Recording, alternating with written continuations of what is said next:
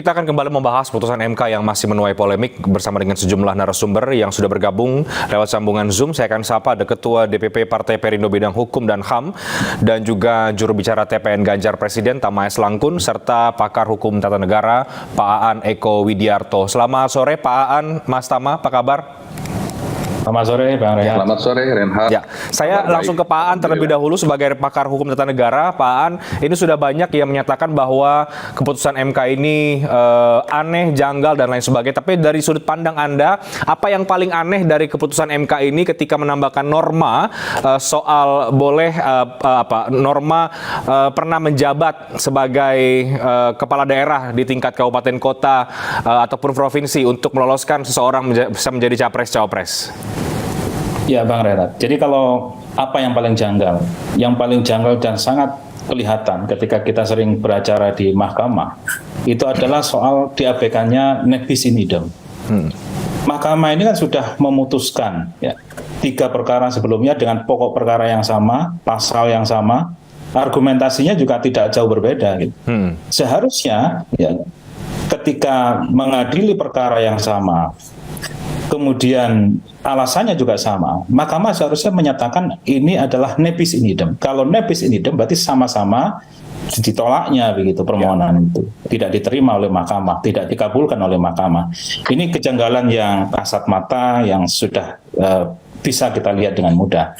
Nah, dengan ditambahkannya frasa tersebut, ya, yang frasa berpengalaman atau pernah atau sedang dipilih dalam jabatan atau official election itu menunjukkan juga bahwasanya Mahkamah berkreasi telah menempatkan dirinya sebagai mahkamah politik yang tidak selesai di gedung Dewan, diselesaikan di gedung Mahkamah Konstitusi, yang tidak berani disentuh oleh para legislator, kemudian itu diselesaikan, diambil alih ya oleh Mahkamah Konstitusi. Selama ini kita lihat bahwa Mahkamah Konstitusi itu terkait dengan usia, kecuali yang di KPK kemarin, ya pimpinan KPK, Mahkamah Konstitusi konsisten untuk menempatkan bahwa soal usia dalam jabatan publik itu adalah open legal policy. Ya. Tapi dalam kasus ini, dalam perkara ini, ya, dan 2 perkara terakhir menurut saya KPK dan soal cawapres dan capres ini Mahkamah sudah mengambil alih kewenangan yang ada di dalam lembaga Dewan dan lembaga kepresidenan sebagai pembentuk undang-undang, kemudian menjadi wewenang dari Mahkamah Konstitusi. Ini hal yang sangat aneh dan di luar penalaran hukum yang wajar. Jadi Anda melihat Mahkamah Konstitusi melampaui kewenangannya, kira-kira begitu ya Pak Aan. Saya ke Mas Tama. Mas Tama, suka atau tidak suka keputusan ini final and binding, tapi dari kacamata Anda, apa implikasinya ke depan secara hukum dan juga mungkin secara politik?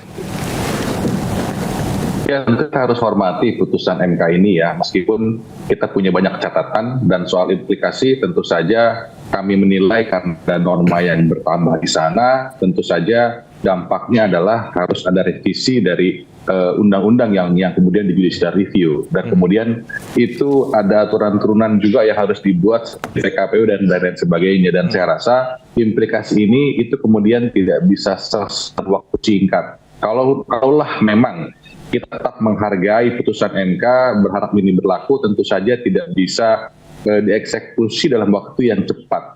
Saya menilai tahapan ini sudah berjalan dan dalam hitungan hari, mungkin 2 atau 3 hari sudah dibuka pendaftaran capres-cawapres. Di sisi lain juga DPR sedang masa reses, dan saya rasa dari situasi yang ada saat ini itu kemudian tidak bisa secara otomatis berjalan. Jadi saya rasa tetap kita hargai, tapi memang lebih pas, lebih tepat ini berlaku di periode selanjutnya. Demikian, Renat. Ya, meskipun masih ada opsi misalnya Perpu ya, kalau kemudian di DPR prosesnya mungkin takes time.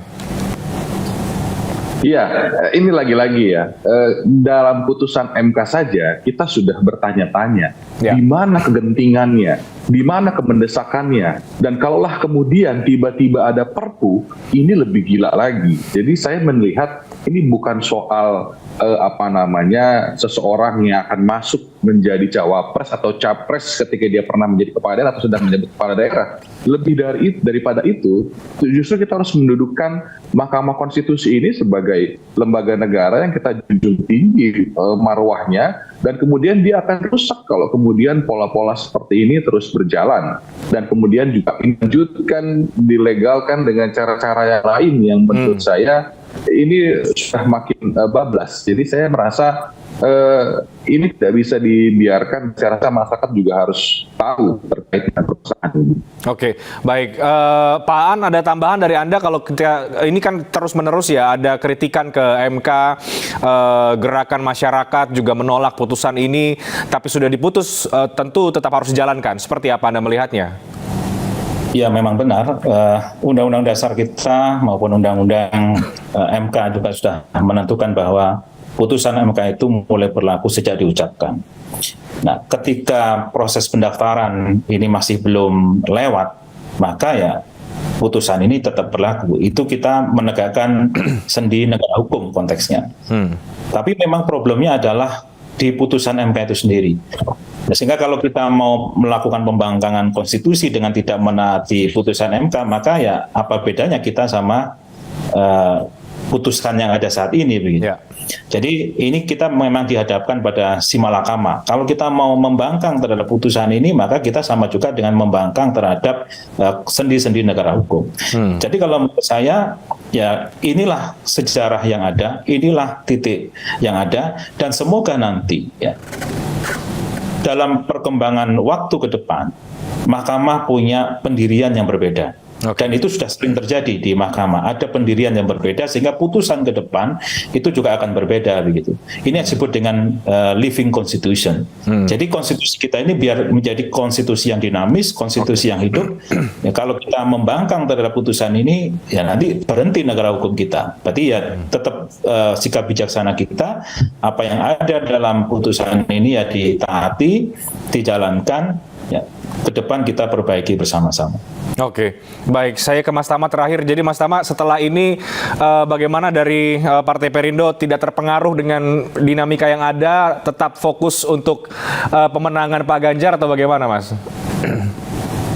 Iya, saya rasa soal ini kemudian jadi perdebatan dan kemudian setiap orang boleh punya pendapat terkait dengan situasi yang terjadi hari ini.